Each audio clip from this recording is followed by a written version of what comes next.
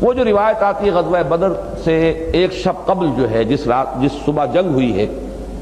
اس سے پہلی جو شب ہے، اس میں جبکہ دونوں لشکر آمنے سامنے تھے،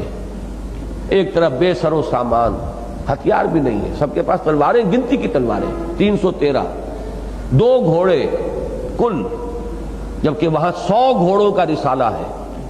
اور وہ آہن پوش ہیں، غرق آہن،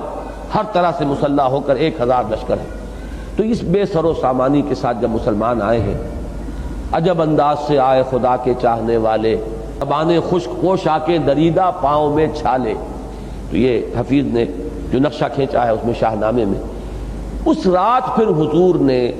نہایت طویل سجدہ کیا ہے۔ عریش کہتے ہیں اس جھونپڑی کو جو بنا دی گئی تھی دونوں لشکروں کے درمیان، وہ نو مینز لینڈ جو ہے، اس میں وہ جھونپڑی تھی،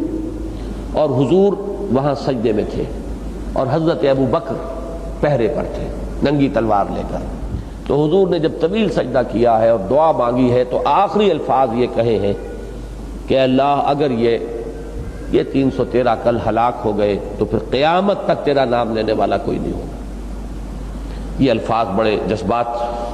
اور بڑی کوئی کیفیت ہوگی قلب محمدی پر صلی اللہ علیہ وسلم، یہ الفاظ نکلے ہیں۔ تو حضرت ابو بکر نے پھر تسلی دی ہے، یہ الفاظ سن کر، حسبک حسبک، حضور بس کیجئے بس کیجئے۔ پھر حضور نے سر اٹھایا ہے، تو جب سجدے سے سر اٹھایا ہے تو یہ الفاظ آپ کی زبان پر تھے، سیہزم الجمع ویولون الدبر، یہ جمعیت اور یہ لشکر، اس کو ہزیمت ہوگی اور وہ پیٹھ دکھائیں گے، وہ پیٹھ دکھا کر بھاگیں گے۔